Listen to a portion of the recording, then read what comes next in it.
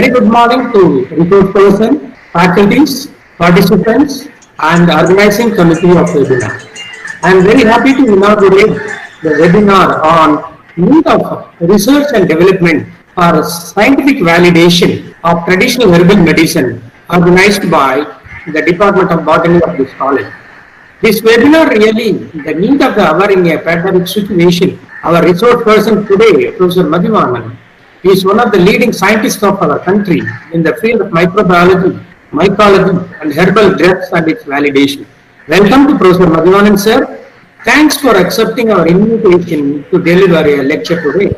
Thanks to organizing committee, and particularly today, the Pondicherry is we are observing a total lockdown, even though the committee is working from their homes for this academic celebration. Thank you one and all, and I wish all the success for the webinar. The principal, Aringer Anna Government Arts and Science College, Pareka.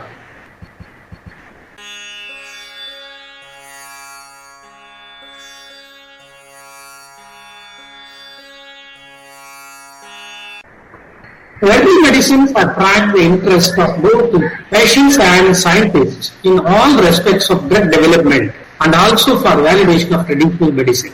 Developing countries rely on traditional medicine because of their accessibility and affordability. The scientists all over the world consider that medicinal plants as a source of new chemical entity. My dear friends, the globalization of Ayurvedic practices gained the momentum during 1990s and onwards to the 2000, 2010, now 2020. The exponential way it is growing. The Ayurvedic products are commonly used for food supplements in North America, Australia, New Zealand, Europe, and Japan. While Indian exports valued more than $150 million in 2010 itself. So, the herbal medicine have an important position in the healthcare systems worldwide. The current assessment of quality control are a major bottleneck. Many adverse events of herbal medicine can be attributed to the poor quality of raw materials or finished products. With the global increase in the demand of medicinal plant and plant-derived medicines, there is a call for ensuring the quality and safety of herbal drugs, even using several analytical techniques. The existing knowledge of herbal medicines need to be validated and documented through regulatory guidelines of quality control, standardization, and manufacturing process. Despite the continuous advancements in medical science, the viral diseases are the major cause of the death around the globe. On the other hand, a wide variety of phytochemicals, including alkaloids, flavonoids, terpenoids, phytophenolics, coumarins, lignans, have a therapeutic application due to their interference of viral entity or replication along with their antioxidative properties. My dear friends, although the vaccines have dramatically decreased the incidence of polio, yellow fever, rabies, measles, mumps, rubella, hepatitis B, but not all. Many vaccines are not effective to the HIV, herpes smallpox virus, hepatitis C, influenza, and even common cold. In 2014, only 37 antivirals are approved by US Food and Drug Administration. Although many viral diseases have no effective drugs. Moreover, several viral diseases require the long-term treatment that usually lead to the development of drug-resistant virus strains. However, most herbal products have no quality control and unable to provide consistent results and even produce undesirable effects. Although 40% of our anti-cancer drugs derived from the roots of traditional medicine, this webinar is uttermost important to provide an idea, and it provides a lead for to search the phytochemicals with antiviral properties for unexplored plants using ethnomedicine before we are losing our herbal resources due to the rapid anthropogenic and industrialization activities. My dear friends, as a botanist, I want to say, as a plant are depleted in the wild, their scarcity of lead to an increase in the desirability, which is in turn in increase in price. Continuous extraction process of the plants from the wild, which leads to the endangered as well as even extinct in the wild. It is a very critical time. We have to find out appropriate plant-derived medicine for validation These are necessary now.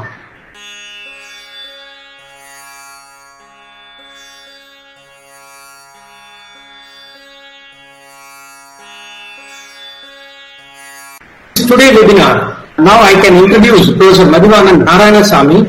Welcome, sir. We are invited you, and immediately you are accepted our invitation and spend a lot of your valuable time to discuss the current issues today. Professor Madhivanan has obtained his PhD degree in botany with the specialization of plant pathology from University of Madras in 1996.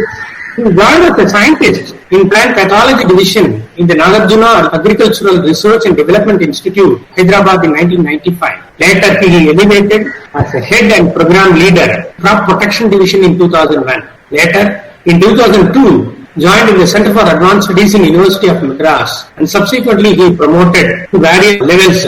In July 2015 onwards, he appointed as a director and head of the Center for Advanced Studies in the University of Madras. The plant and microbial diversity, medicinal plants, discovery of drug candidates from medicinal plants, actinomycetes, particularly marine actinomycetes, are his research areas. The SAR has received 21 major research projects from almost all the funding agencies in India, particularly DBT, DST, ICAR, MOS, UGC, etc. It is a total budget which crosses more than 6 crore rupees. He is an evaluator for research projects for CSIR, DBT, DST, ICAR, MOF, and many more. He graded 3 PDF, 24 PhD, 35 MPhil scholars, and more than 50 MSc scholars, and 3 MTech students. And his scholars were published more than 100 articles in the peer-reviewed journals, 2 books, 2 technical bulletins, 19 book chapters, and more than 250 papers presented in the national and international conferences. 18 of his papers and posters received the best poster and the oral awards in the national international conference. He has one Indian patent as well as granted a foreign patent in his credit. His H index is more than 30 and I-10 index is more than 54, and citation crosses near to the 3000 in Google Scholar. He received many awards, a very long list. He is having a senior research fellowship from CSIR, later IMDO, AMDO fellowship from Japan, and he visited Japan also for that. INSA, DFG fellowship from India, and he visited Germany.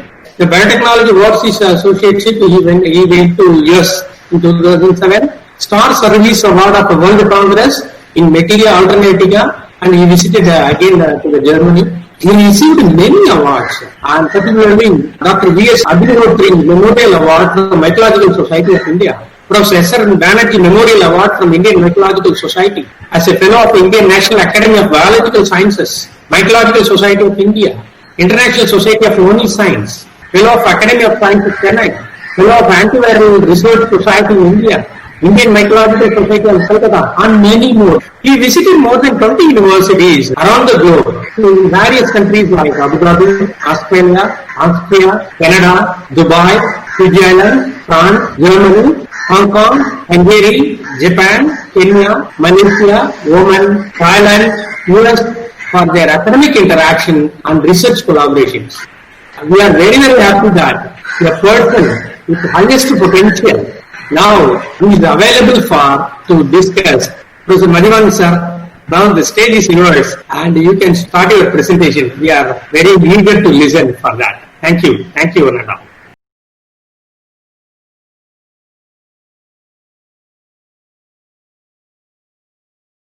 Let me start my presentation entitled Need of R&D for Scientific Validation of Traditional Herbal Medicine. As much as possible, I will try to finish my talk in 1 hour. If it exceeds little bit, please alert me, Dr. Sambandam, so that I can rush up and finish it at the earliest possible. Yes, let me thank profusely Dr. Sambandam and other organizers, including the principal of Haringarana College, for having invited me for this webinar. Specifically, I put this topic because now we are facing the COVID pandemic. It is taking a work. The entire world is really suffering a lot. Almost more than 200 countries, this pandemic, this situation is very, very worst.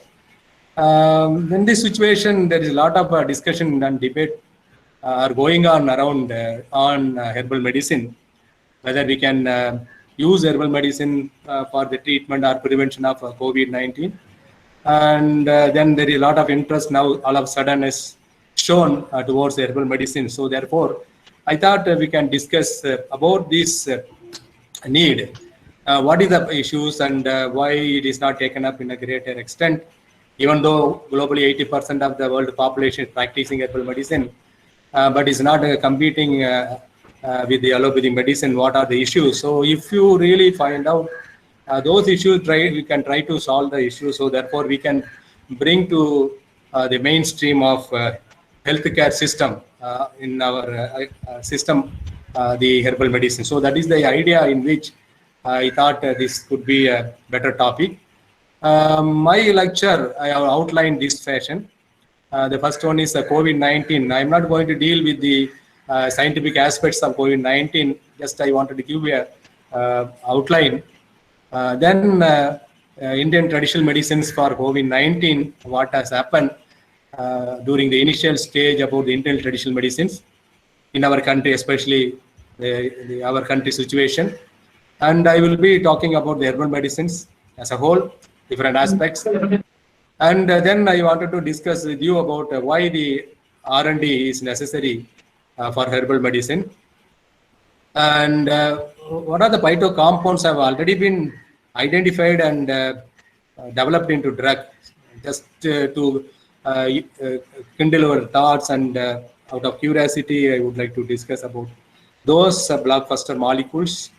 And also in a quick manner, I wanted to share our own research, what we have done on medicinal plants at our Biocontrol and Microbial Metabolite Lab at the University of Madras, Center for Advanced Studies in Boston, University of Madras. Finally, I would like to conclude and tell you the way forward, what we can do in the future to bring the herbal medicine into the main systems of healthcare. Let me tell you something about the novel coronavirus that is initially coined as a 2019 novel coronavirus because it has been discovered in December 2019 in China, especially the Wuhan city. Then it has attracted much attention because of the severity and also the rapid manner it spreads, not only in China, even outside China also. So a lot of research have been shown and hundreds of papers have been already published in various aspects of the novel coronavirus. Initially, it has been named, as I told, 2019 novel coronavirus, but later it has been renamed as a SARS-CoV-2 because it also comes under coronavirus family. The SARS first virus has been discovered in 2002, again in China, and it was also spread different countries, but it was not so severe like this pandemic. But we were able to contain and control the SARS, the first virus when it has hit the world. So therefore, that was the last one. Therefore, now this coronavirus they named as a SARS-CoV-2 by the coronavirus study group. They are studying constantly on coronaviruses of International Committee of Taxonomy of Viruses. So they have coined this name. And coming to the origin of SARS coronavirus, just there is a lot of discussion and debate and also controversies on the origin of the SARS coronavirus too. But as a whole, this is acceptable origin and spread from bat to pangolin. This is the anteater, and from pangolin it has transmitted to human. So this is the origin and root of transmission. That's what now everyone has convinced and accepted. But there is a lot of debate on the origin, but I don't want to get into that. But now this topic is not dealing with the SARS-CoV-2 per se, but just for curiosity, I'm presenting to the audience the origin and also the spread.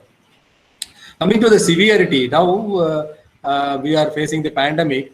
Though it is emerging in China, but today, as of now, more than 213 countries have been affected by the COVID-19 disease.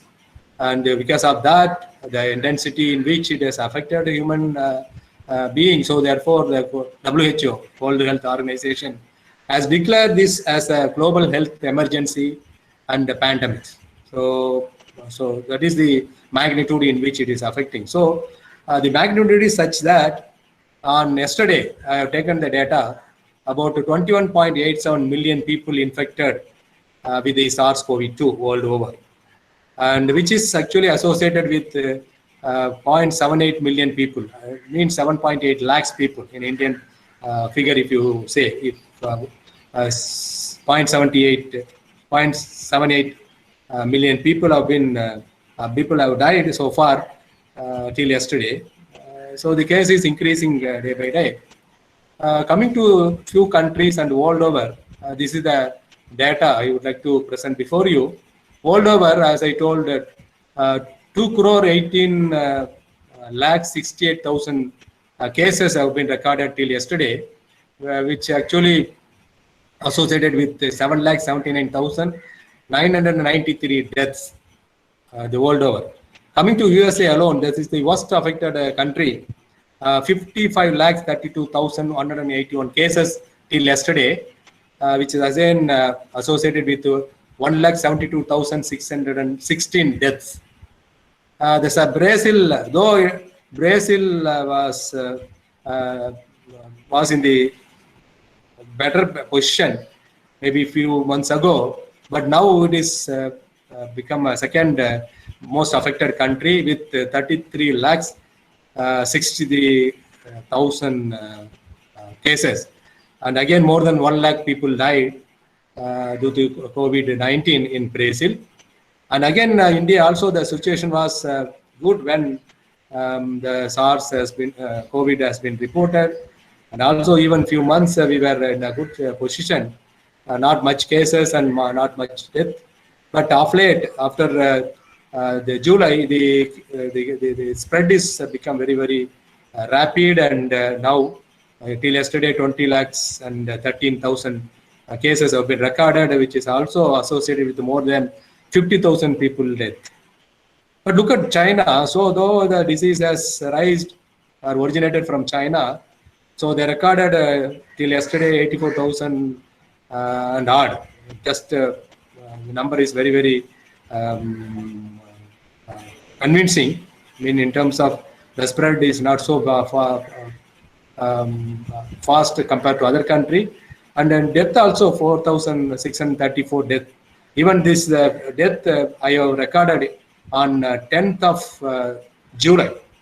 From 10th, the figure has not changed. So they were able to contain and control this COVID-19 very effectively. But other countries, we need to do a lot on the management of COVID-19. So this is how I wanted to inform you. And it's not a new pandemic. So there were pandemics in the history, human history. Just only 5 major outbreaks in the history I am presenting here. In the year 1541 to 1542, there was a plague in Europe, which was associated with 20 million deaths. Such a huge number. Now, because COVID is not so high, the number. When the first pandemic recorded 20 million deaths, and in the year 1346 to 1353, there was a black death in Europe, Africa, and Asia, which was responsible for 72 to 200 million deaths. Again, the very important the pandemic, Spanish flu in 1918 and 1920, it was there, and world over it is spreads, and which is associated with 20 to 50 million deaths. But another scenario, you look at the HIV and AIDS, which was originally discovered in the year 1976, world over, but still it is there. We could not eradicate the HIV and the AIDS, So far, there were about 360 million deaths, very huge numbers. And the disease also still persists world over. And 2019 onward, the COVID-19 pandemic, again, it's world over. In fact, compared to other pandemic, these are so worse in terms of worldwide spread, because more than 213 countries have been affected. But still, the associated death is only 0.78 million. Still, we are not touched the other pandemic figure. So therefore, this kind of pandemic is not very new. On and off, it is actually affecting the human population world over. So coming to the treatmental procedure for COVID-19, what is available in front of us. But the reality, only few last week, Russia has announced they have actually came out with the vaccine. But this slide I prepared before that. As of before last week, there was no vaccine, but now Russia has come out with the vaccine. But the WHO recommendation is to isolate the suspected or confirmed COVID patients. So therefore, almost all the countries, they recommended for social isolation. In addition to social isolation, and we are also recommending to wear mask, and also the treatment, oxygen therapy. So immediately the severe cases, they put ventilation, and also full fluid therapy they are giving, and some antibiotic they are recommending to treat the secondary bacterial infection. In addition, there are treatment like plasma therapy and all. Coming to the drug, allopathy drug treatment, hydroxychloroquine, initially they are recommended, and also there was a lot of discussion about its safety and issues. But in spite of that, it was recommended for the COVID-19 patients. Remdesivir and another antiviral drug has been recommended. Lopinavir and ritonavir, either alone or in combination with interferon. And there is another monoclonal antibody. This is also recommended for the treatment of COVID-19. So in addition, the plasma therapy, it was not new when the Spanish flu was there in 1900s. During that time itself, the plasma therapy has been tried and tested, and they found it was useful in treating the viral infected people. So now plasma therapy, now they are recommending for the treatment. So these are the treatment procedure in allopathy medicine. Then during the time, so there was a lot of interest and discussion were going on about the Indian traditional systems of medicine in our country. And there was a strong belief by the practitioner of Indian systems of medicine, especially in Ayurveda, Unani, Siddha, or homeopathy. They were really recommending or argued about the usefulness of the Indian traditional systems of medicine. They believe that these traditional medicines can prevent the COVID-19 infection, or it will also cure the patient by way of inducing the immunity. So whether it's directly affecting the virus or not, indirectly it is induce the immunity. So therefore we can avoid or we can treat the patients. But there were apprehension. There were a lot of discussion and debates about the safety, about the efficacy of these Indian traditional systems of medicine. But initially, though there was discussion and debate, but what is the reality is our people started, I mean, especially the public started consuming the traditional medicinal preparation, because they wanted to somehow get rid of this COVID-19 problem. And these are some of the preparation I am presenting before you. That is, one is Nilavembu Kudineer. It's Andrographis paniculata based preparation. And these also contain 15 different medicinal plants parts. And then Adadodai Kudineer and also Kapasura Kudineer. There are many preparation in addition homeopathy as well as Ayurvedic medicine also. So these preparations were available in the local shops, especially Ayush shops or the country medicinal shops. Where people went there, they started buying, they are consuming. And it was very common observation. Not only that, there was a lot of news and in the media through WhatsApp or through TV or through newspapers. So much of information people started consuming or using on their own, even without the recommendation of government. So these are the preparations. So you could see how this has been propagated and how people started consuming it. Then initially, our government Ayush Ministry.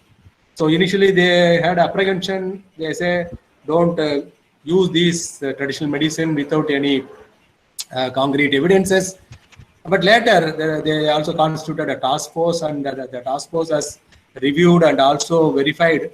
And finally, the Ayush itself came out with the advisory. You can use these traditional medicinal preparation. Even before the Ayush advisory, common public, they were started using it. Even in Tamil Nadu, government has started giving the Kabasura Kudineer or Nilavambu Kudineer to the patients. Even when the patients admitted hospital with the COVID-19 infection, then they started giving this preparation. So they believe the patients are getting cured quickly by administering these traditional medicines.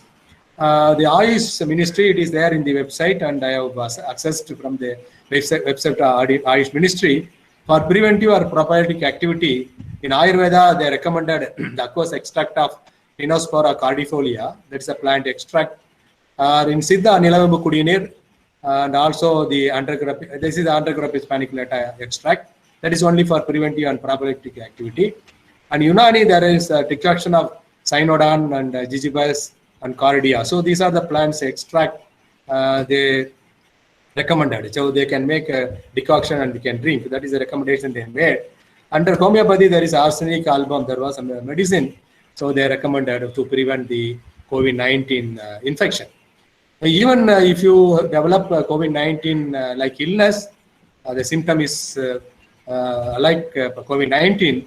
So then they recommended a treatmental procedure, Ayush 64. That is the tablet is available, Ayush tablet, and they recommended. And in addition, Agastya Aritaki 2 times in warm water they asked to consume the patient. So that is the treatment in Ayurveda. Coming to the Siddha Nilavambu Kudineer or Kabasoda Kudineer, 60 ml per day, 60 ml twice a day. So they are recommended to the patient.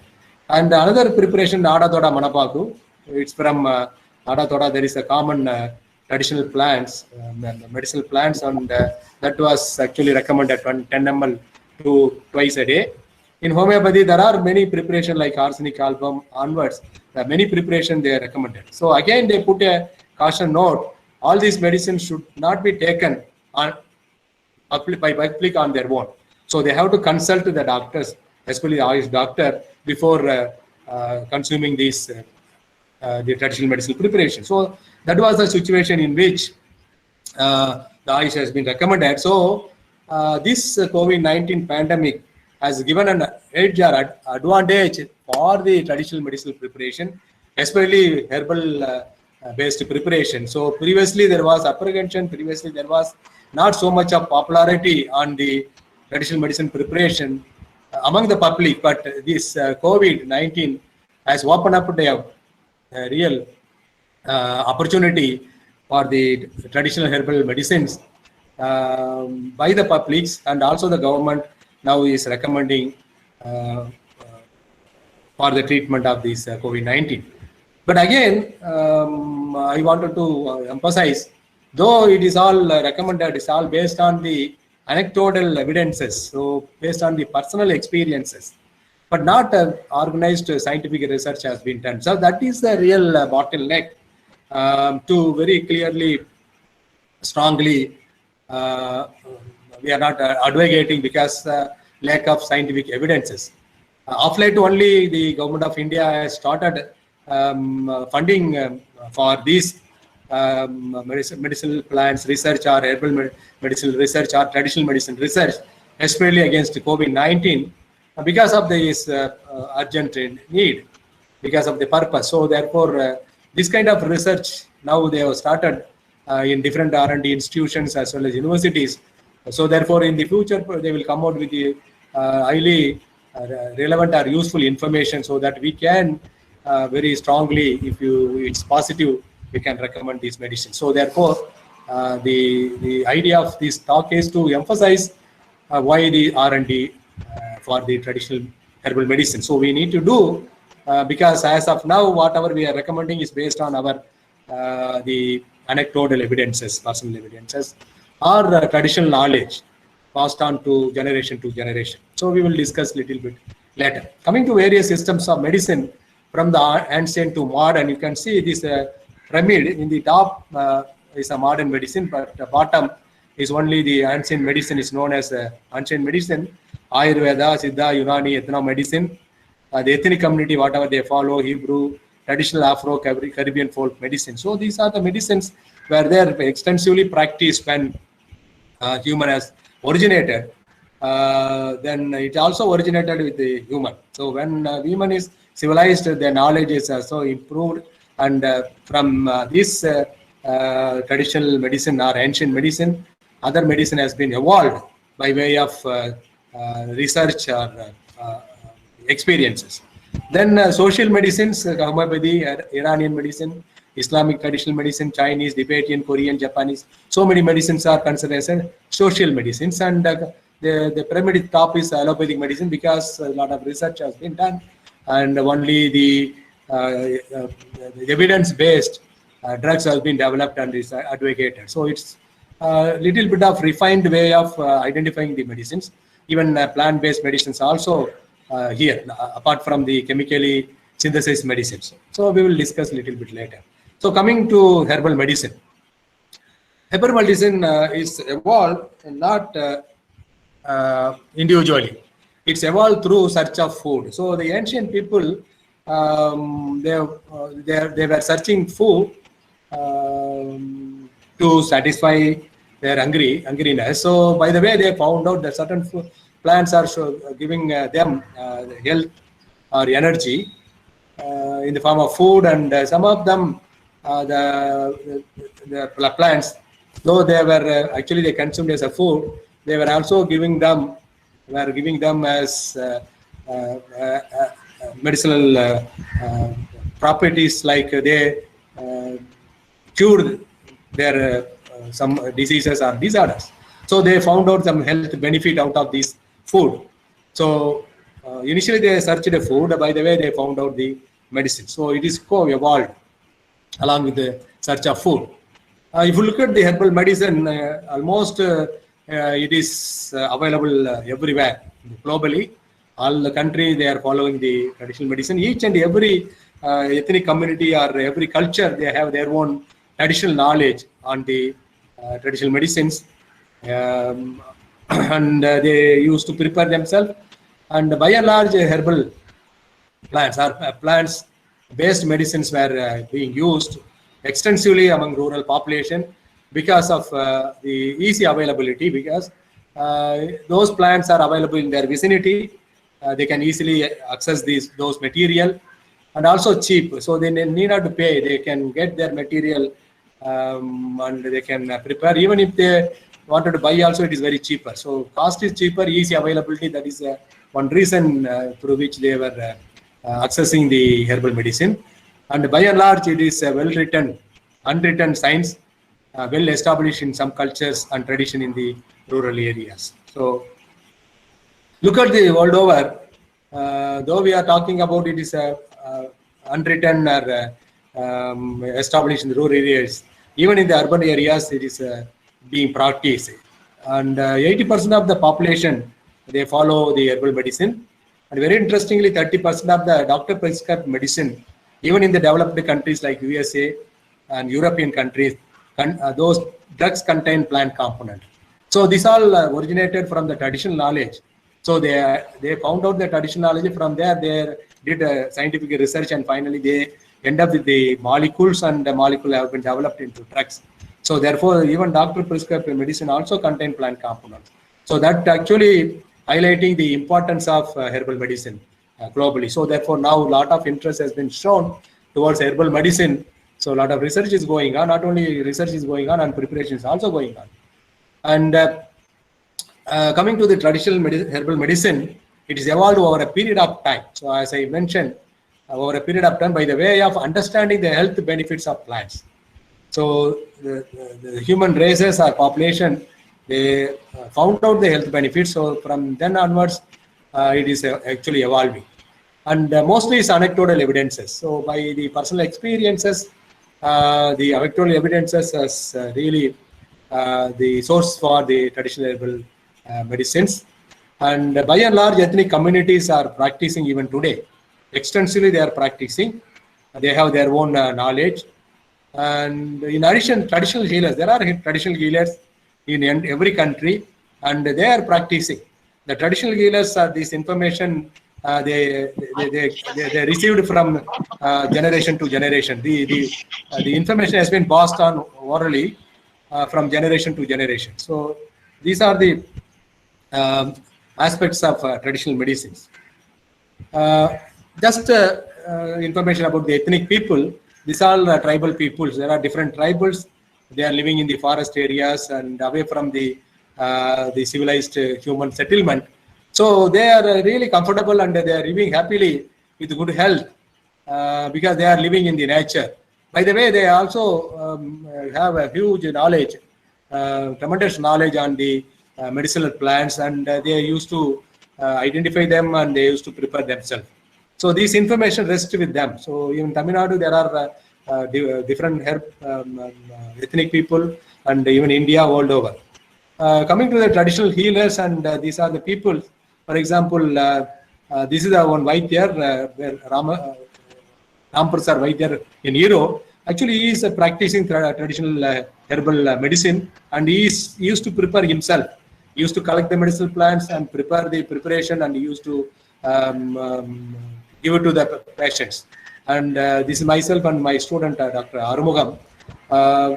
Because of his research, we went and met this Ramprasad Vaidya, and he is a Ram Mohan. He is also Siddha doctor. So they are practicing the traditional herbal medicine. And this is Arumugam before joining me. Actually, he has actually had a good relationship with the tribal people, and there are person in the tribal community. So they used to identify the plants, and they used to prepare themselves, and they used to give to the people. And so these traditional healers also maintaining this herbal knowledge.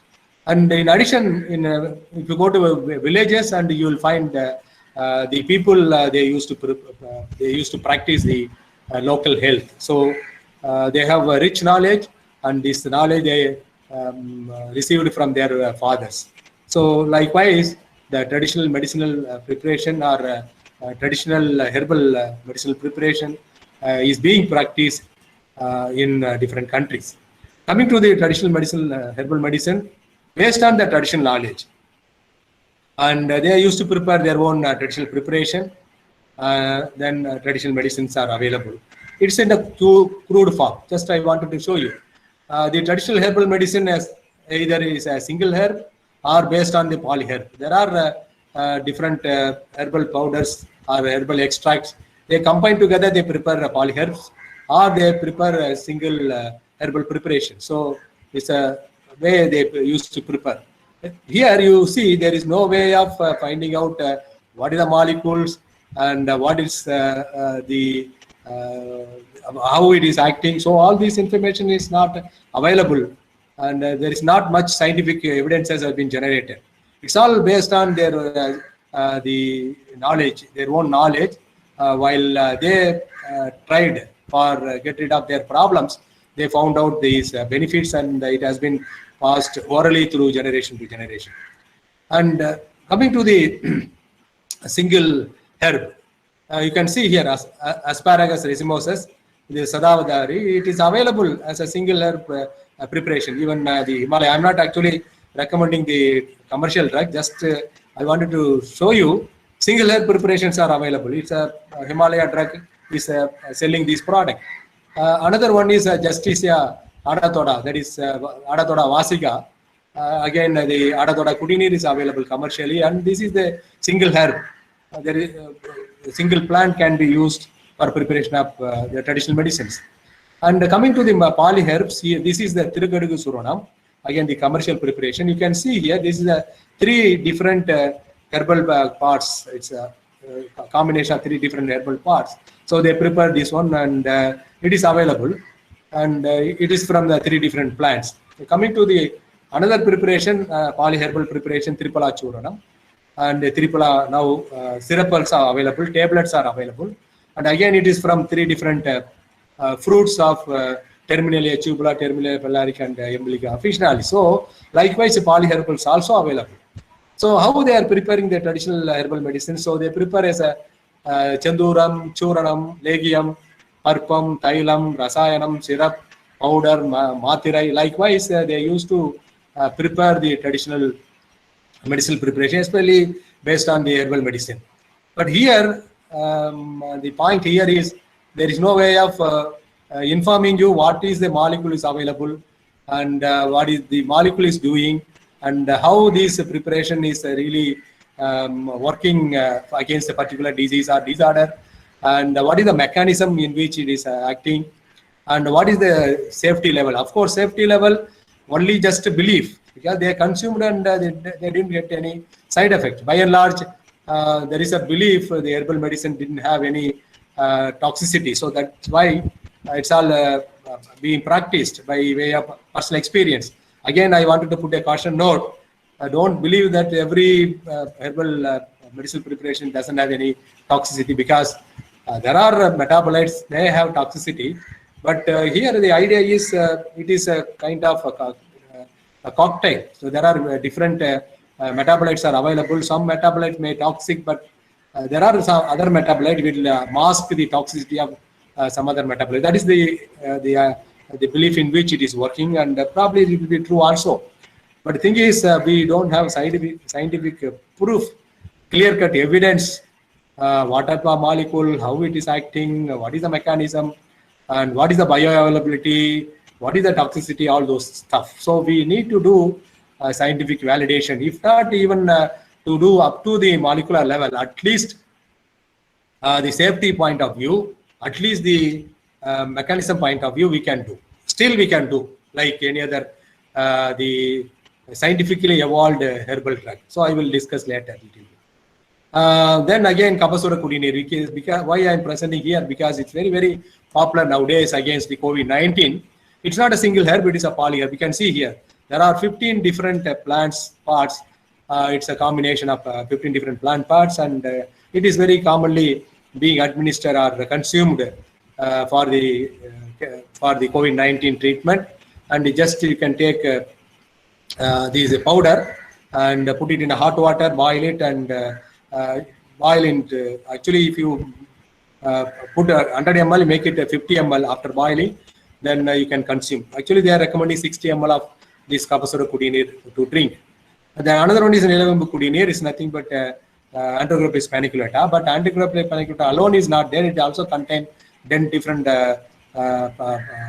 component, and Nilavembu, that is Antrogropis paniculata, is a major one. So therefore, it is known as the Nilavembu Kudinir. Again, this is very famous. Coming to the commercial potential of herbal medicine, globally, you look at in 2014, 63 billion US dollar in 2014, but it has grown 2016 billion US dollar, but it is projected to be increased to 230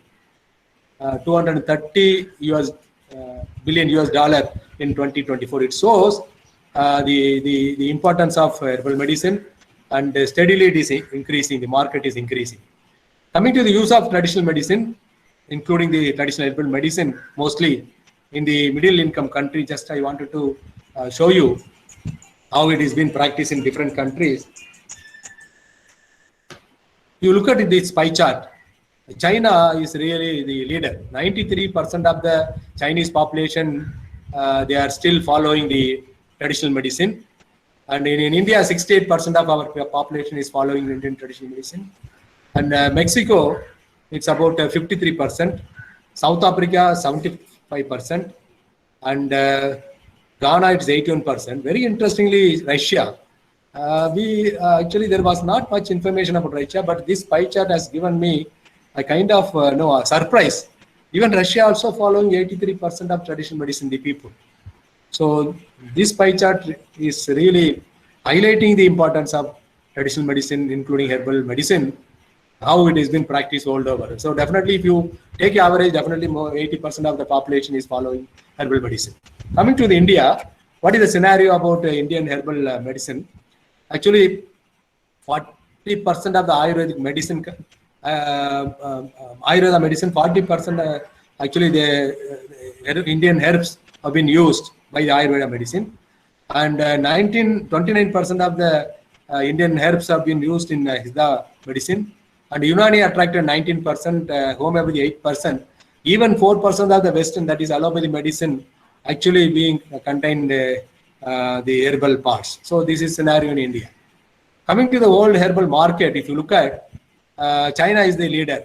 If you see here, other country all put together 168%, but China alone has taken a very, very huge share of 30%. When compared to India, it's only 2%.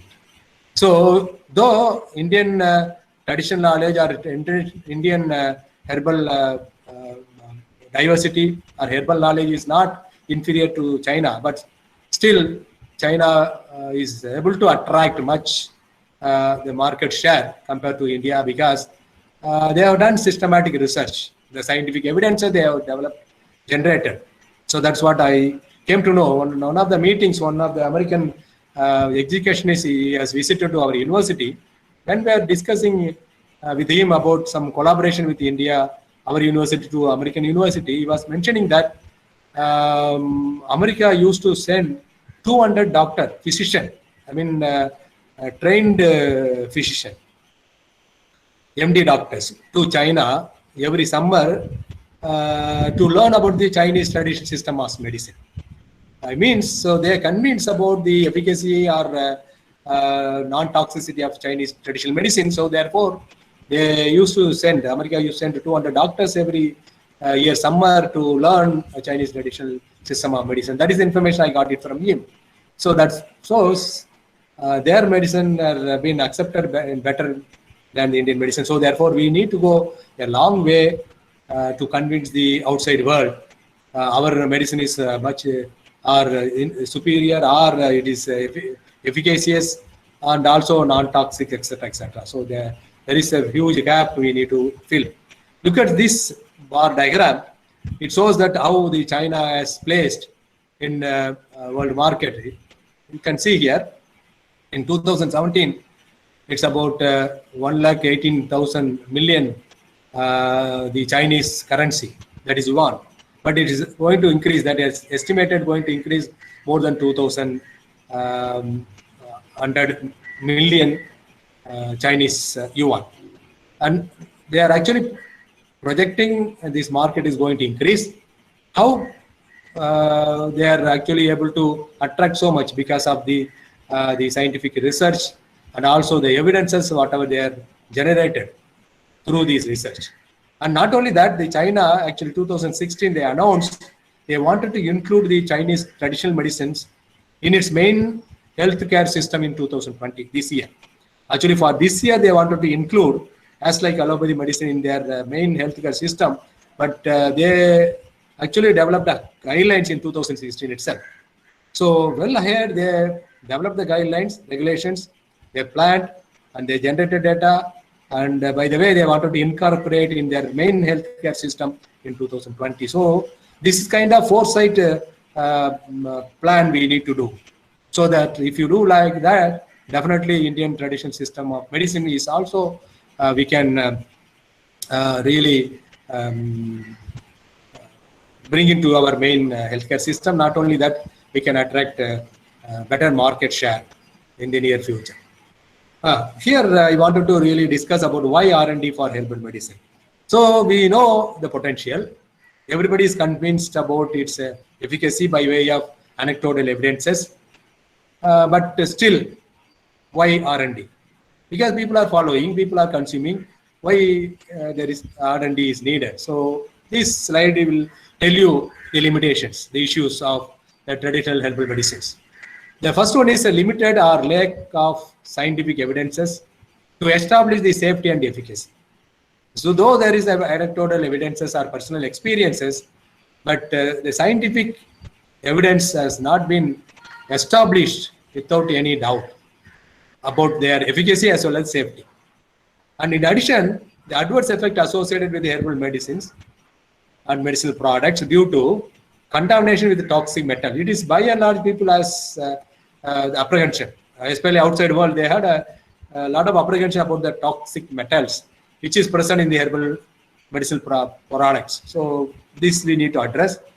And adulteration, because the original plants are not available, the medicinal plants are not available, are available in a very limited extent, that too in the forest areas. But now there is a lot of limitation and problem to access the material. So therefore now, without any scientific evidence, without any knowledge, they simply do adulteration. They mix with different material. Not only that, but by knowingly, unknowingly, they also, while collecting, they collect with different plant material. So we don't know how to, because layman, even botanists, once the plant is dried, without the flower or without any fruit, it's difficult to identify the exact plant. So this kind of adulteration is very common in the traditional herbal medicines. And misidentification, yes, even if it is botanist, sometimes the material is not proper, we are unable to identify. Then again, substitutions are there. There are a lot of substitutions which consider equivalent to that of the original plant. So those substitutions, sometimes if you are not really identify properly, or the substitutions will not, if not really giving the real health benefit, and again this kind of issues also there in the herbal ingredient. And then improper process or product, prepared product. The process, while the traditional medicinal preparation is has its own way of preparation. So they have typical preparation, and it is vary from person to person. So improperly processed, there is a loss of efficacy and also leads to toxicity. And this has to be ensured. And again, another important issue is loss of original knowledge, because this has been passed generation to generation. So while the information is passed on to another generation, sometimes full information will not be given to the younger generation. Therefore, loss of knowledge is happening. These are another limitation, and lack of proper documentation. The another very the pathetic situation is most of the informations are orally transmitted, and we didn't have proper documentation. So these are the limitations which really hamper the mass or large scale adaptation of traditional herbal medicine. So this can be really overcome by adopting or by doing the scientific way of research. If you develop a methodology, then to identify the proper plants, if you develop methodology to identify proper substitution, if you are having a proper methodology, tools and technique to identify the proper herbal ingredient, or even if you prepare it, even the finished product, if you have techniques and you can identify the adulterations, all those things will help us in taking forward the traditional herbal medicine in a large scale. And the loss of knowledge, this can be avoided by way of proper documentation. So therefore, we need to really do a scientific validation of our traditional herbal medicine based on the traditional knowledge. This has to be done on really priority basis. Coming to the authenticity, just I wanted to throw some light on authenticity. This is not the a typical example of herbal medicine, but just I wanted to throw some light on the adulteration. See, this is the papaya seed, this is black pepper seed. You can see this, but if you mix together, it's very difficult. Market, if you buy, you don't know whether it's a black pepper seed or a papaya seed. This kind of adulterations are available. We are facing day in, day out. And coming to the another example of argemone and also the mustard, both are looks alike. If you mix together, then very difficult to identify which one is a real mustard. So this kind of adulteration is very common. A layman cannot identify. Even botanists also many times fail to identify this kind of adulteration. Coming to typical the medicinal plants, just I wanted to inform you, this is Gymnema sylvestri. It is very famous medicinal plants, especially for diabetic.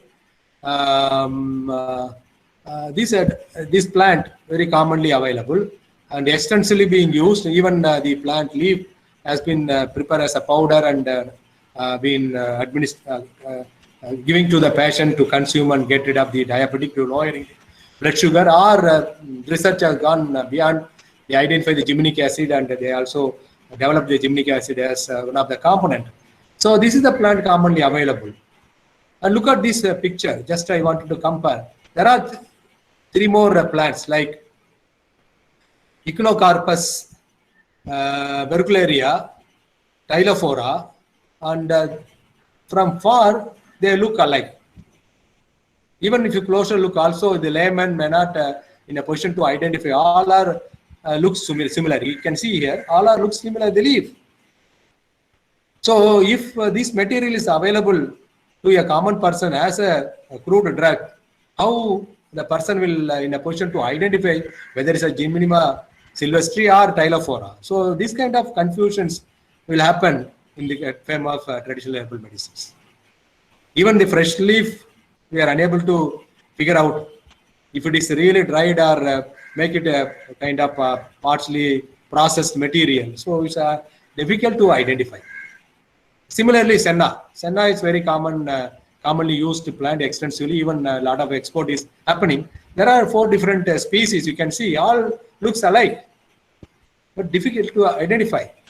So this kind of situation, we need to properly identify those material. So therefore, the quality assurance process to ensure correct plant species, correct plant parts are used as a raw material for herbal preparation. So therefore, proper authentication of herbal raw material is critical, important to the safety and efficacy of herbal medicine. So therefore, this will really emphasize the importance of R&D, research and development, especially to find out even the raw drug level for authentication of herbal plants.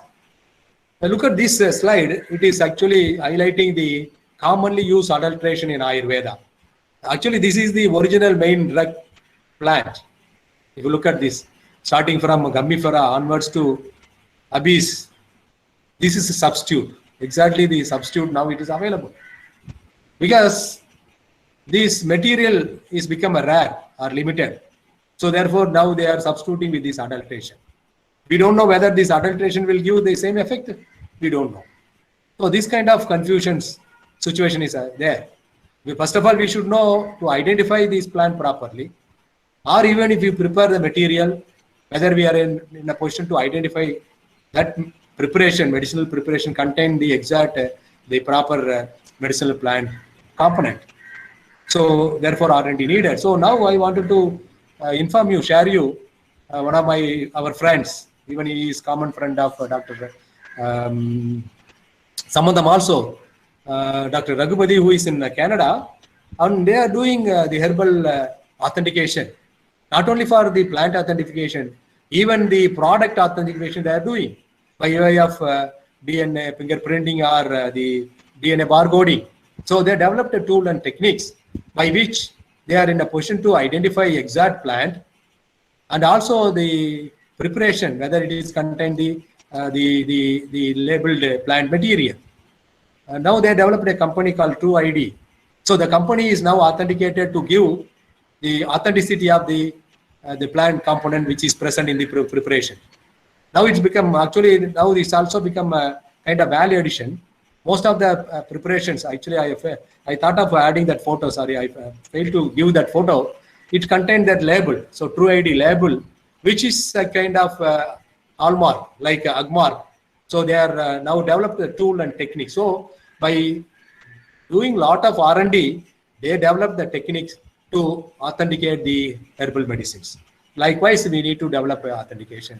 And coming to the macroscopic examination, and by actually seeing the plant morphology, we can identify, and these botanists can do and even anatomically we can also identify the plants. But this, I wanted to inform you about the Andrographis paniculata. This is actually Nilavambu, very common now in COVID-19 pandemic situation. And it's having a very good antiviral activity. You can see this plant, very common plant. But again, this Rhinacanthus, this particular plant, if you look at just by a layman, it looks like Andrographis paniculata. So it will be confused. So if you give this right material, probably they will also believe that it is an Andrographis paniculata. But if you do a section, it clearly tell us this is different. So likewise, we can develop a kind of evidence, scientific method, so that we can really authenticate to avoid the contamination or confusion over the plant. The third one is I wanted to show about the Phyllanthus amaris. Phyllanthus amaris, again, a very common traditional medicinal plant, more than 2,000 years or 3,000 years in Tamil Nadu, especially in India. We are following the Phyllanthus amaris treatment, especially for jaundice, the hepatitis infection. It's the only cure the traditional medicinal people they used to follow. But there are different species of Phyllanthus amaris. Phyllanthus deblis, simplex, and Madras patensis. But far it looks alike, similar. So very difficult to distinguish by the layman. Even botanists also sometimes they fail to identify the exact Madras, the Phyllanthus amaris.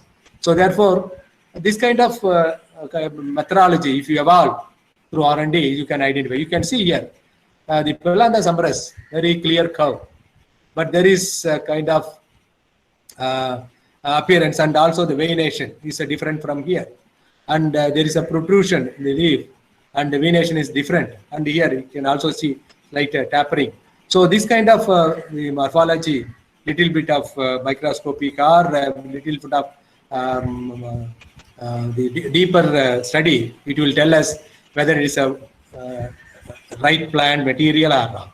So likewise, we need to evolve, and also we can profile the phytochemicals by way of GC or LCM, NMR, and we can authenticate the material. For example, HPLC, you can see these two different material, Dagitus and as well as Calendula. If you do the profiling, it definitely you will get a different kind of pattern. So by the way, we can also find out whether it's a real material or it's a fake material. So we need to develop this kind of fingerprinting also. Recently, Dr. Raghupathi, his boss is a new master, so they are now adopting the NMR. So what they are doing now, they are developing NMR profiling of different medicinal plants and library they are creating now. By the way, they wanted to identify the right plant material. So therefore, this kind of tools and techniques we can evolve through R&D so that we can really identify the original or real plant material authentication. We can do that. So therefore, R&D is essential. And we can also do molecular identification by way of ITS, RAPD, ISR, ALP, or DNA barcoding. These kind of characteristics also will give us a confidence on authenticity. Just a case study I wanted to present before you, because we have done this research. Morinda citrifolia is a common medicinal plant now become very, very popular around the world. And we are doing research since 2003 onwards. And fortunately, we have identified 9 different varieties. From far, they look similar.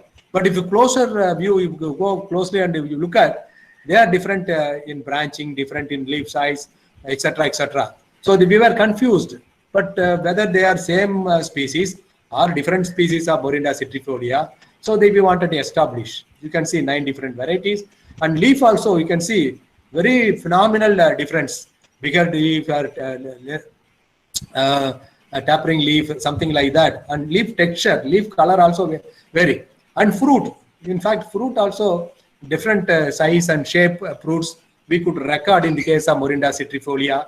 But we were believing that this is Morinda citrifolia only because the material whatever we sourced, so they say it is a Morinda citrifolia only. So therefore we are confused what to do with these plant, whether we can classify them as a Morinda citrifolia or different species of Morinda or a variety of Morinda citrifolia. So we were confused.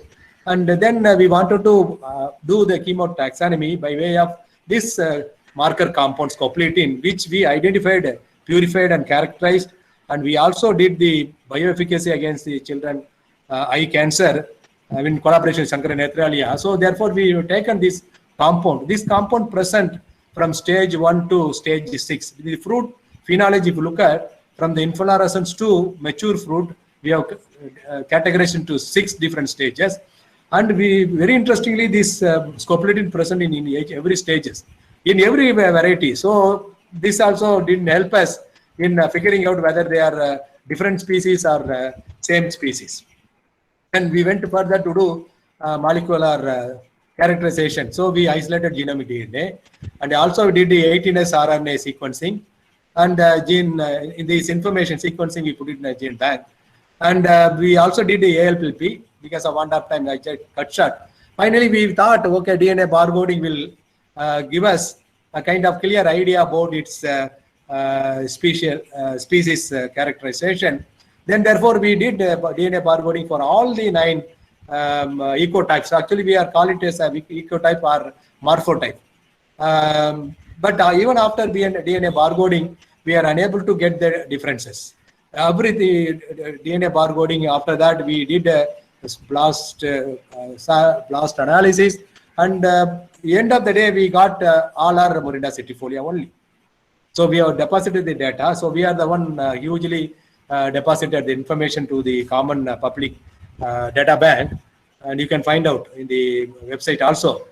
So finally we confused because the results have shown all our Morinda cetifolia. What we have done, we have created as a variety, ecotypes or morphotypes.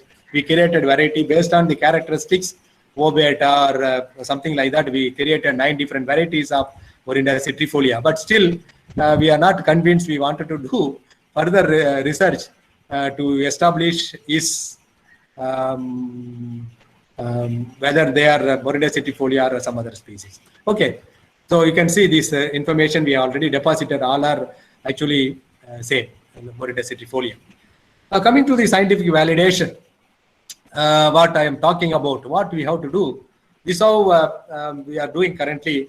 The plant material, we make a crude extract, and we also purify the compound through various purification protocols, and we identify the compound, chemical structure, chemical formula, the molecular structure, etc., etc.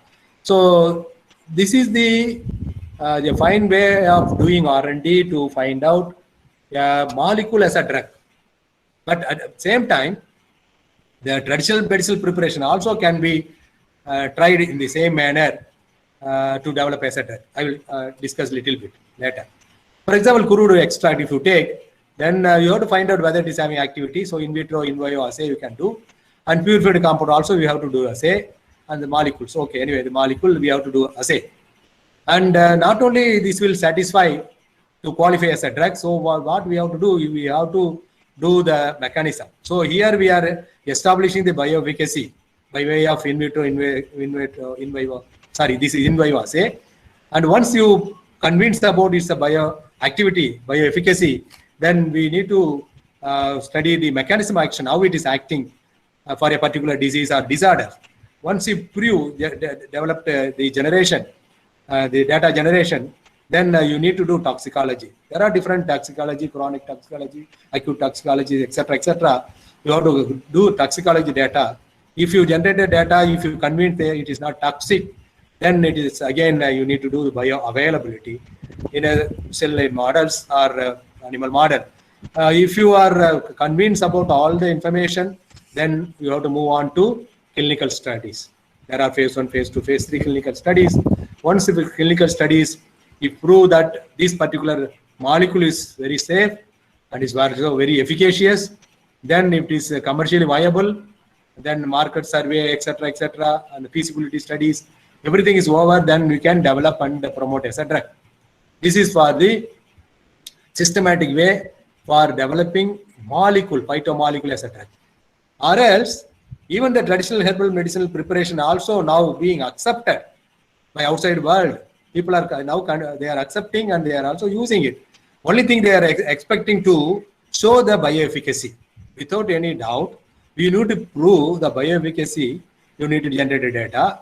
In addition, the same manner, whatever you are doing for the herbal, the phyto compound, you need to develop the evidences for mechanism of action, how this traditional herbal preparation is working against particular disease and disorder.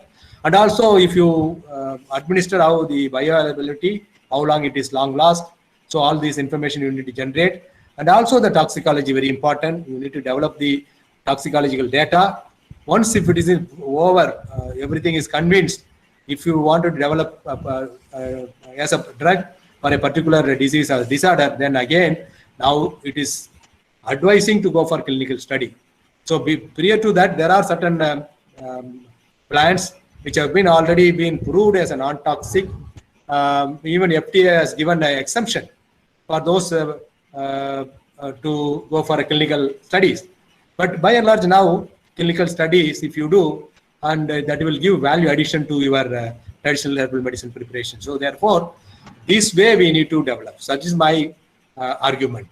Even Chinese, actually, they have generated data through scientific validation, even through clinical studies also. If you do this kind of proper way clinical studies, definitely the traditional herbal medicine is having a very huge and tremendous future as drugs in the years to come. So therefore, we need to follow this protocol and procedure to do scientific validation for our traditional herbal medicine. Not only traditional herbal medicine, even for our medicinal plants and the plant compound also. So pharmaceutical potential I wanted to present. Why this research we need to do? Because there is a huge potential. Only 2,500 plant species have been screened pharmacologically so far. There are more than 3,90,000 plants have been discovered. Out of which only 2,500 plants alone have been screened properly. So therefore, there is a lot of potential. The rest of the plants might have various activities. So therefore, we need to identify. And they already identified more than 1 lakh secondary metabolites. Still, there is a lot of scope to go for this R&D research. And by the way, we can also identify phytocompounds. Some of the phytocompound I am presenting here. One such plant is curcumin, very, very famous from the turmeric. So likewise, we can identify these phytocompounds, and the phytocompounds can be tested further for its efficacy and toxicology. And once if it is okay, then we can go for the clinical trials, and definitely this can be developed as a drug. Some of them have already been evolved as a drug and is available in the market.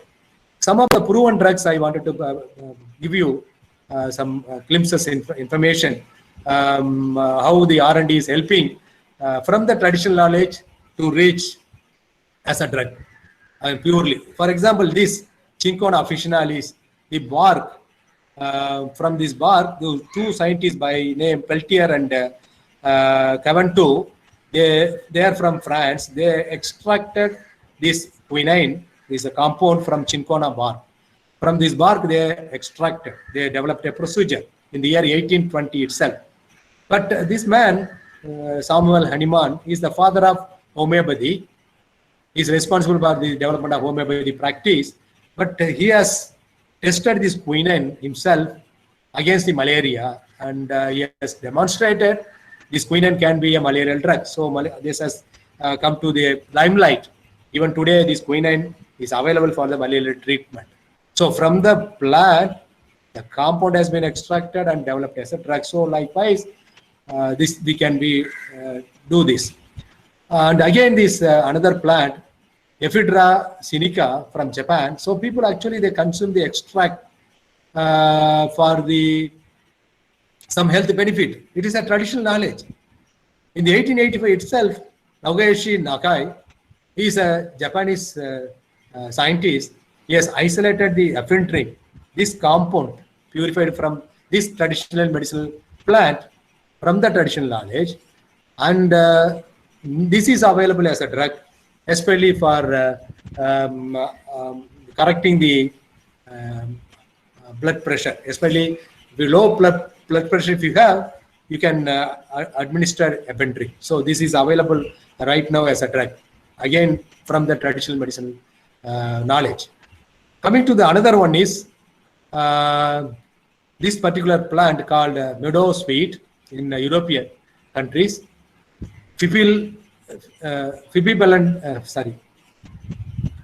Fibibelanda almeria currently, and previously it was Spirea almera.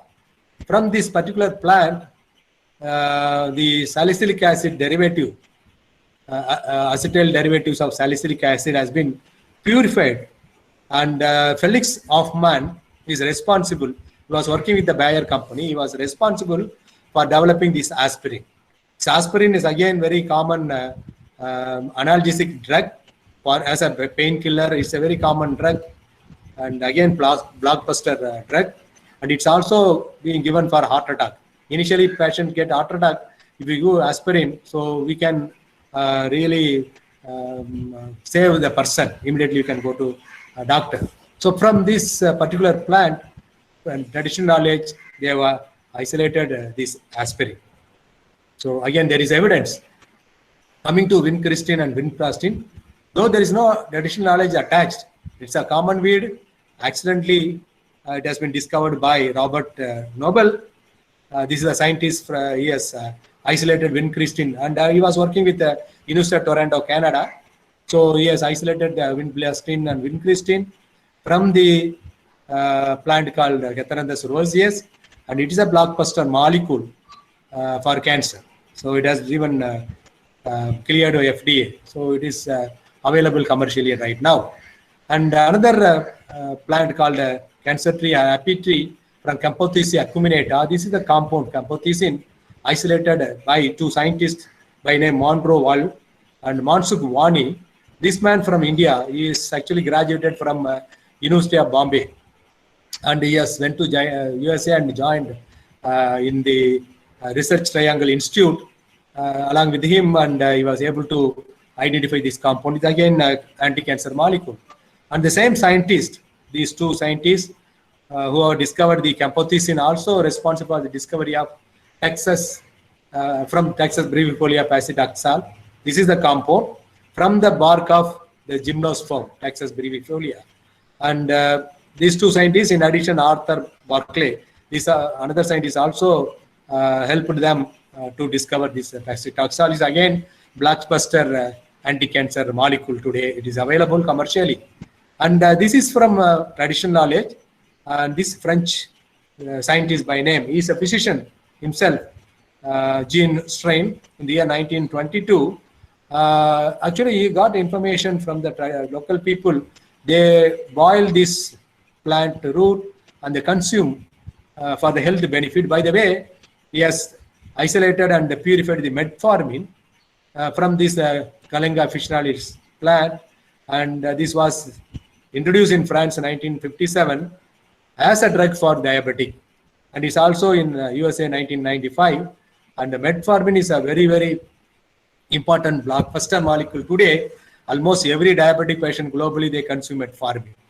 It just came from ordinary weed named Calenga officinalis, again traditional knowledge. So likewise, if you do R&D, you can hit the treasure of the information knowledge.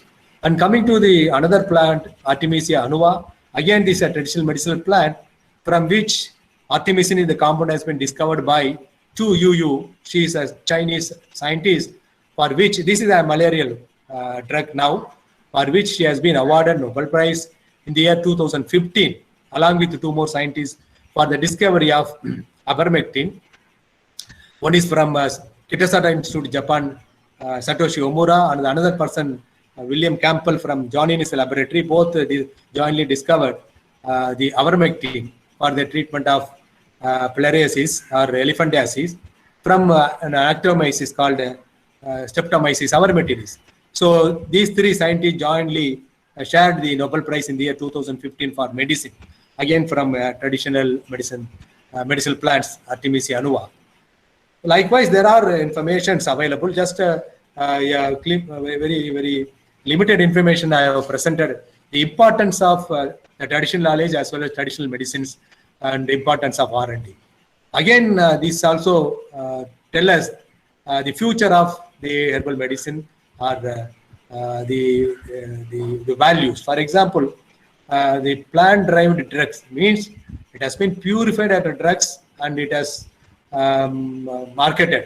You can see here in 2020, 2013, it's only 20 billion US dollar, but in 2020, within 7 years, it has reached around more than 30 billion US dollars. So there is a huge potential. Maybe in the coming year, definitely it is going to increase because of tremendous effort has been put in on the herbal medicine research.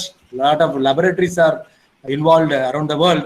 Definitely so much of information going to come in the future. Definitely a lot of medicines going to be available for the treatment of diseases and disorders. Coming to one thing I wanted to highlight, only one case, IPR issues. Why R&D we need to do? Because if you do R&D, if you can develop documents, scientific evidences to prove your claim so that we can save our intellectual knowledge or our intellectual property rights. So therefore, R&D is very much essential. For example, turmeric. There was a tussle between a US company as well as Indian government, especially for turmeric, because turmeric is Indian traditional knowledge, age-old practice. Every household of India, we use turmeric, either even as a food ingredient or as a treatment for infection or even day-to-day activities. Turmeric is having its own values in India. But unfortunately, the knowledge is rest with our every household, but there was lack of information about IPR. One American company, they went ahead and got a patent, US patent on turmeric. So then the Indian government, they filed a case in US, and the case was on for a longer period. Finally, we won in turmeric. So this is a successful case for turmeric, but unfortunately, the similar case not for the medicinal plants on medicinal plants. It is on food. For example, the basmati. Basmati being grown extensively in Pakistan and India region. Even GI tag is also now available. But the American company, they developed a similar basmati called Texpadi in Texas, and they got a patent. But India again went to court to challenge the American US patent. But unfortunately, we could not produce scientific evidences.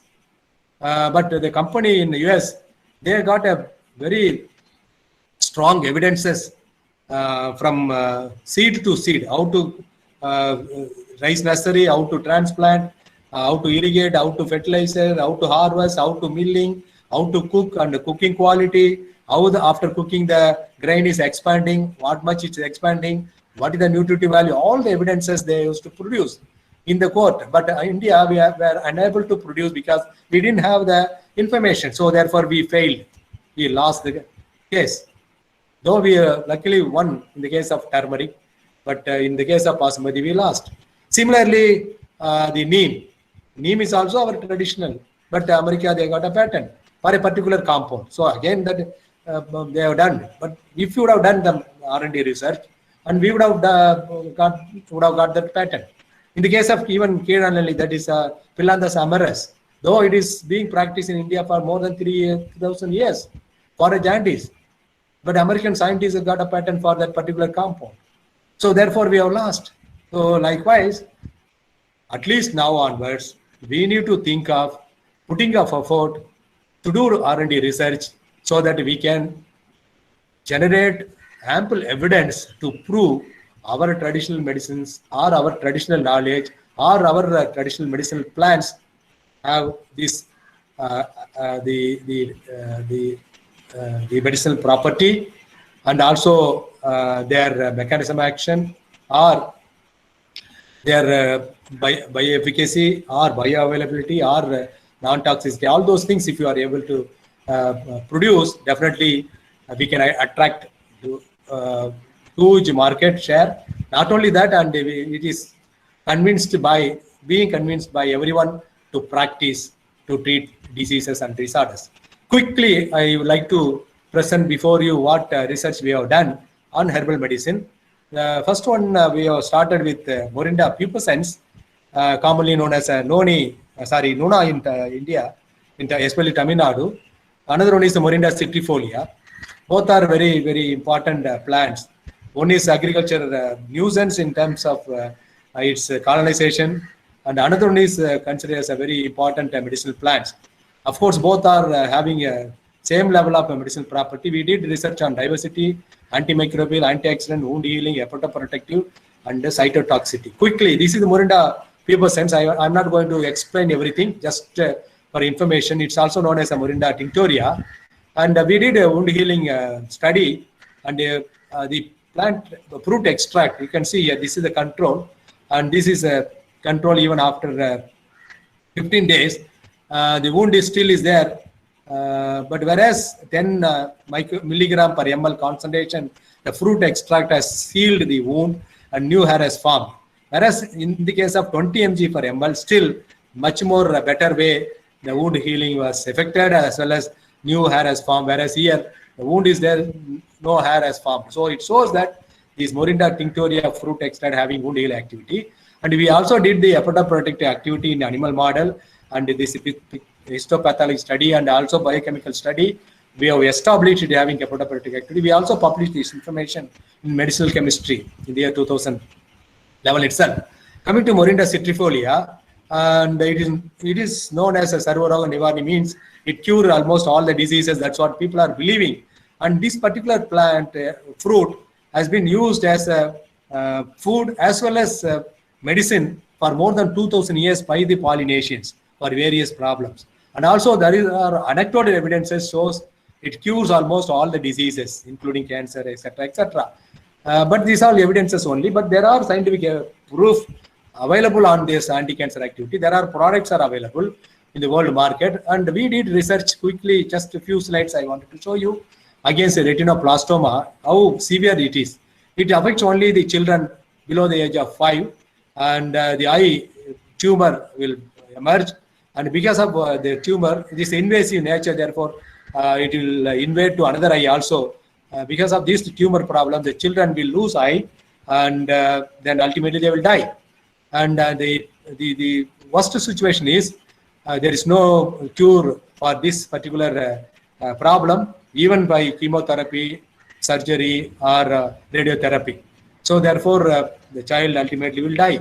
So what we have done quickly, we in collaboration with the Sankara Nethralaya, which is a very popular and famous hospital addressing the eye, devoted for only eye-related problem.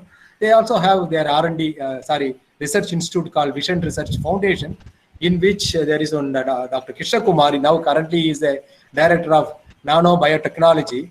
He was a pathologist, so alumnus of University of Madras.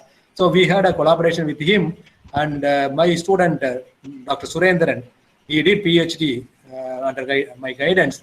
Then he went there and did entire research in the Sankara Nethralaya Vision Research Foundation. We has purified the scopulity in this individual compound, and he has also proved the effect of crude extract as well as the purified compound against the children eye cancer cell line in the in vitro studies. You can see here in vitro studies, and also it has been proved beyond doubt using the annexin dye how this delta is happening.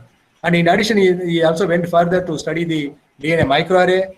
After DNA microarray, he has observed that 44,000 genes he has been hybridized. Out of 44,000 genes, 1,570 genes were downregulated, 1,236 genes were upregulated. That information we already deposited in the NCBI website, Gene Bank. And what he has observed finally after annotation, most of the genes which are responsible for cancer induction were downregulated. At the same time, cancer suppressing genes also there in human, those genes are upregulated. It means it has been induced by the treatment of these the scopulatin as well as the crude extract. That shows very clearly the Morinda citrifolia can be a solution for the treatment. But unfortunately, we could not do further research because there is no model is available because this is not affecting the animal. So therefore, animal model is not available. So there is no way of doing this study in human. It's not ethical. So therefore, we have confined our study with only in vitro model. But the clue is definitely Morinda citrifoliae is having good activity as it affect the proliferation of Heteroplasma Y79, that is a cancer cell line. So therefore, we can think in the future, probably if we develop a model, we can move further. So the another research, this is one of the research, one of my student, Dr. Aramugam, one of the photos I have shown. He is a very wonderful ethnobotanist and as well as taxonomist. He came with his own research idea. Actually, I invited him as a consultant to set up a herbal garden, but he wanted to do PhD. He joined with me. So quickly, one slide I am explaining. It is because it is a very long duration research, around 10 years he has done, 5 years before joining me, 5 years after joining with me. And he has identified several plants through information collected from ethnic community as well as tribals and local healers. And then we collected 76 indigenous and anti-obidic plants which were believed to have anti-snake venom activity. He made a 92 methanolic extract. And then we were stuck with procedure because there was no protocol is available. But there was a paper published on phytochemistry by a group jointly by the Konkan University, Thailand, as well as the Natural Resource Institute, UK. In the paper, there's described ELISA methodology can be used to shortlist or screen quickly the anti-snake venom activity. So we have approached Dr. Nishant Satyasai in Konkan University. So he has agreed, and we went, myself, Armugam, to screen using ELISA. ELISA, we have shortlisted 10 best plants based on the ELISA results. And then next time Armugam went alone and he did this particular experiment that is known as NT, non-dissociative phage electrophoresis, in which he was able to figure out which plant is having good anti-snake venom activity in terms of neutralization. You can see this is a gel photograph. This is the control in which the snake venom, there are different protein. Snake venom is not a single entity, it contains different protein. Then is a control. This is the different concentration treated plant material, plant extract treated. You can see here, if you increase the concentration, the entire the proteins are disappearing here. Increasing concentration, the protein are disappearing. Particular concentration, you can see totally disappear. It shows that the particular concentration, this particular plant extract was having so good anti-snake venom activity. Then again, he has done ex vivo model. This is available only in 3 institutions in the world. One is in the Konkan University. Then he has detected out the rat pheneric hemic diaphragm and also chick pie vendor services, and also put it in the machine and got this polygraph through which he was able to figure out the plant extract of Dalbergia horrida having the anti-snake venom activity against Indian cobra, that is Naja Naja, as well as Daboya razuli, that is viper snake. Then moved further in collaboration with the King's Institute of Preventive Medicine in Chennai. They are responsible previously to develop the polyvent and antibody for the treatment of snake bite. So now they stopped, but they have facility, so they readily agreed. Dr. Kolasegaran, he was the director at that time, Dr. Jayashree Nanaya, Sridevi Nanaya, they are readily agreed and helped us. Armuga went and did the animal model.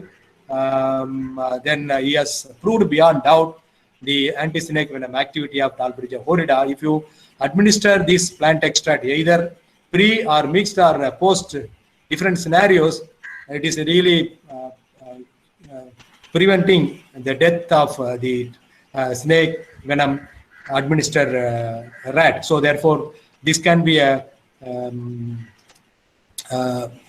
medicine, or this can be a preparation for the treatment of snake bite victims. Because of that, we are applied a patent, and very importantly, we got a patent from different countries abroad. So this is very satisfying research in terms of herbal research. Coming to quickly anti-candidal activity, Candida is a very problematic nowadays. it affects every part of the human being. We don't know, we thought it's only in the skin, it causes only skin disease in dermis. Not only that, it also into the bloodstream and go to the different organs, and also it's affect the implanted catheters, and there also it is colonizing, so it is go to brain, eye, everywhere it is affected. It's a serious problem, and whatever the drug is available, including the recently introduced amphotericin B, the pathogen has developed resistant, whether it's Candida tropicalis, Candida albicans, or Candida aureus or whatever. So they have developed a resistance. So therefore, it's very difficult to control the Candida. So part of the investigation, one of my students, she has submitted thesis. I am not presenting entire research, just glimpses, and she has done Mrs. Priya, Jayaprakash Priya. She has actually selected 118 plants and extracted 180 from root, stem, bark of different plants. And you can see this slide shows the plant extract. See how effectively they are inhibiting the multi-drug resistant Candida species. They are multi-drug resistant, so no way the available drugs are controlling. But the crude extract, how beautifully they are controlling. And look at here, this is actually crude extract and also fraction and purified compound. We purified 2 compounds. In addition, amphotericin B, you can see here, this is not even controlling. See, there is no sign of inhibition. But whereas the crude extract and also the fractions, purified compounds, they were able to inhibit very prominently the Candida albicans as well as Candida tropicalis. Both are multi-drug resistant. Almost all the drugs are failed to control. So that shows the potential of the medicinal plants. So we purified 2 compounds quickly.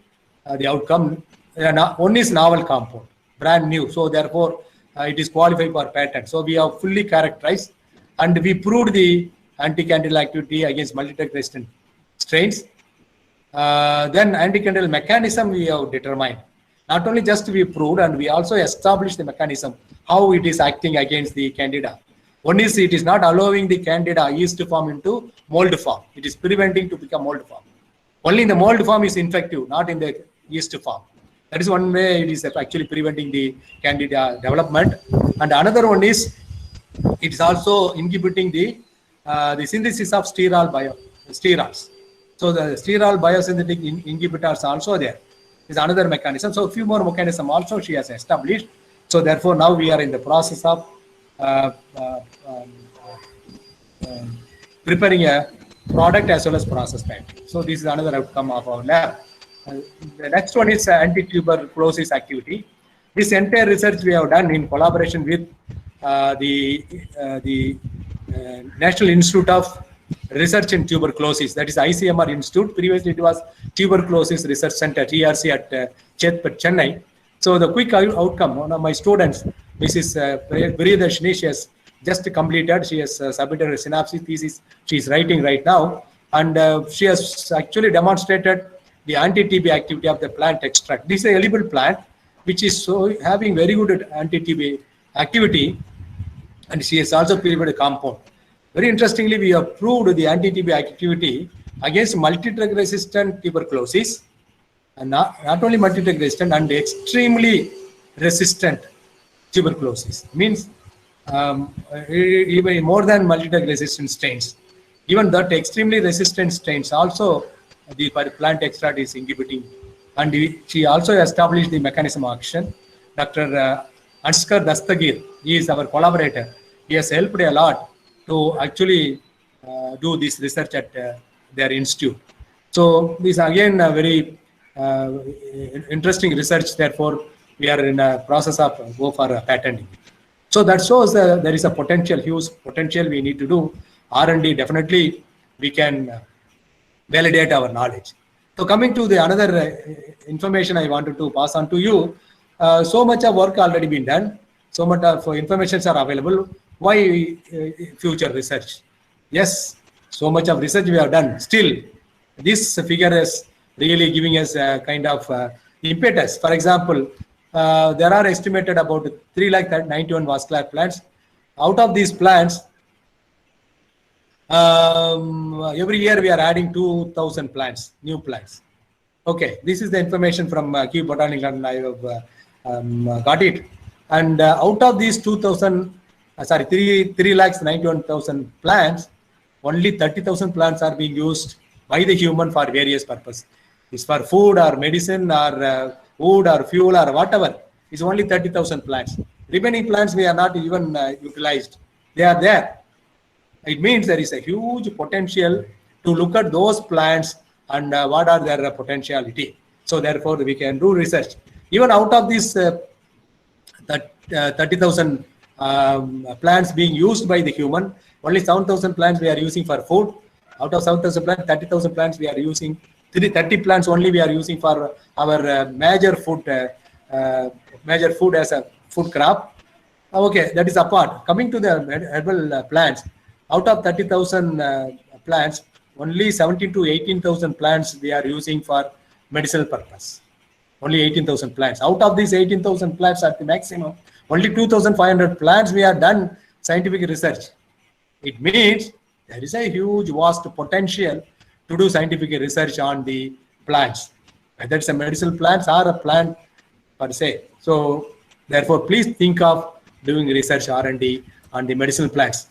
Just quickly, this plant I wanted to introduce already, I told, it was actually being used for more than 2,000 years by the Polynesian, but the information was not aware by outside the Polynesian countries. But only around 2000, or exactly 2003, we in India came to know. But much before American company, they came to know the traditional knowledge. They went to Tahiti, that is a Polynesian island. Even I visited that country to see how the Noni being practiced over there, and also develop a Noni network, especially the Asia Pacific region.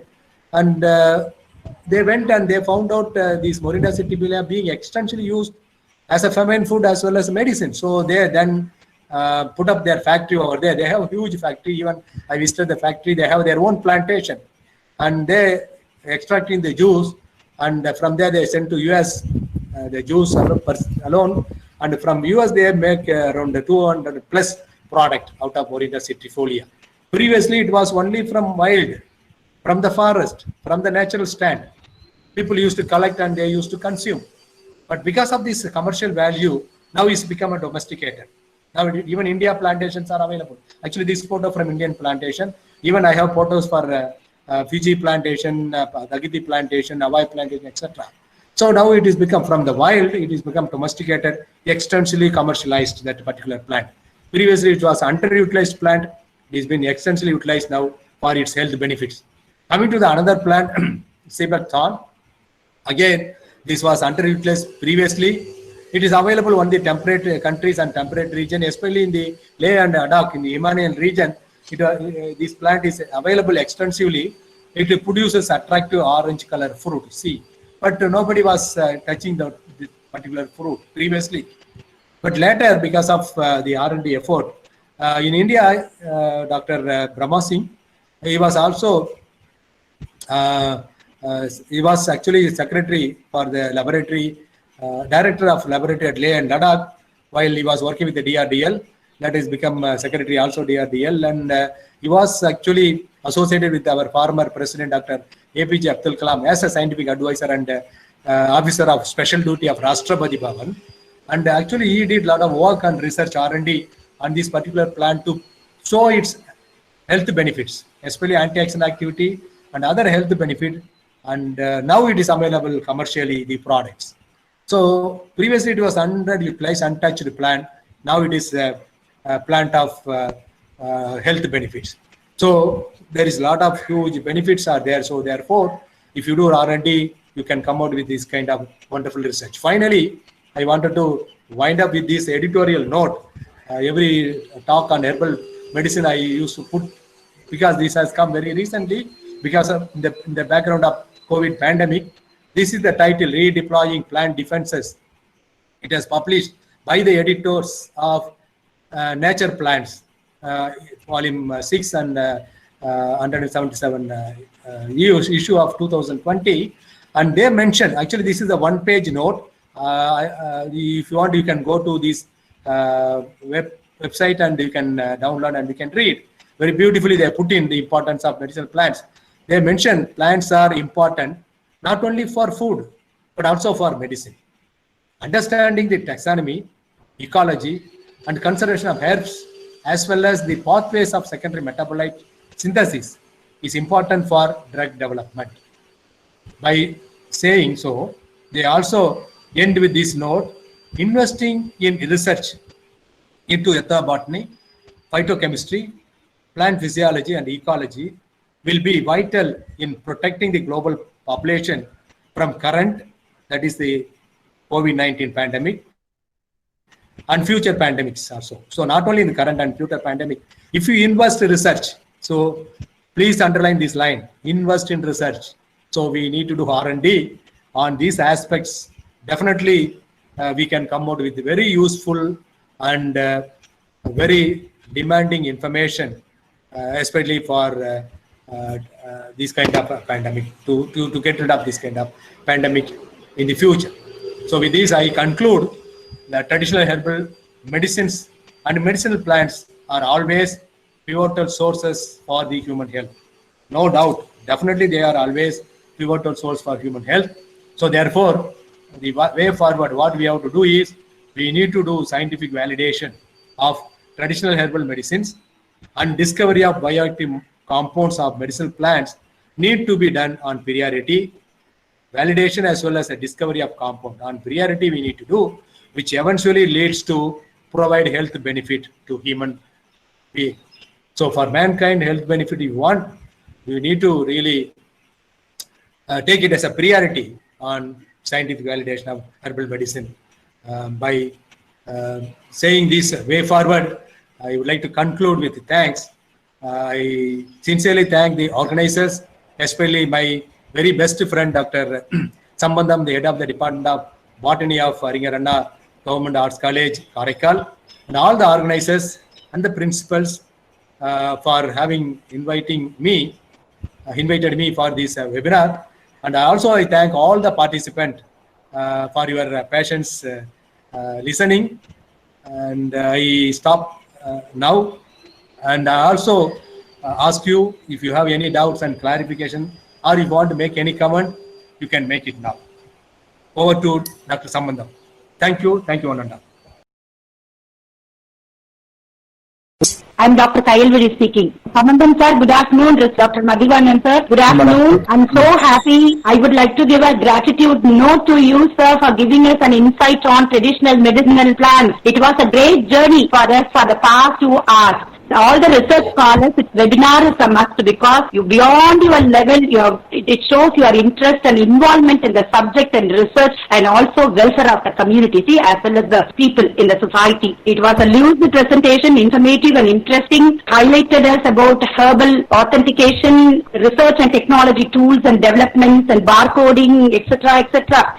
Home science, and we have in Bardhasan College, Puducherry, BSc Clinical Nutrition, MSc FSMD, MPhil and PhD we are having. Thank you so much, sir. And also I wholeheartedly thank Dr. Kadirvelu Sambandam sir for organizing this wonderful online webinar. So we all benefited and it was a wonderful session, so thanks a lot. Highlighted simultaneously our subject also. Naturally you have two traditional spices and immunonutrients also, nutrients also you highlighted, which is very, very essential for this COVID period. It was a wonderful session, so thanks a lot. Thank you, Professor Madhivanan sir. Thank you, Dr. Sambandam. Thanks to everyone.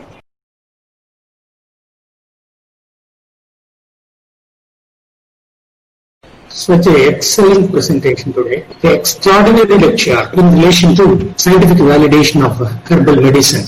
Sir, your lecture, in chat box, a huge number of participants, they prices your lecture like anything. This information which you have discussed here, it reaches many different kind of audience, not only in botany and biology, and also in different fields around the world. Your lecture shows that your supremacy in the subject and your dedication in the subject is highly useful for us. Your lecture opened our eyes. Many different research needs we extracted from your lecture. and you are explaining in such a wonderful way.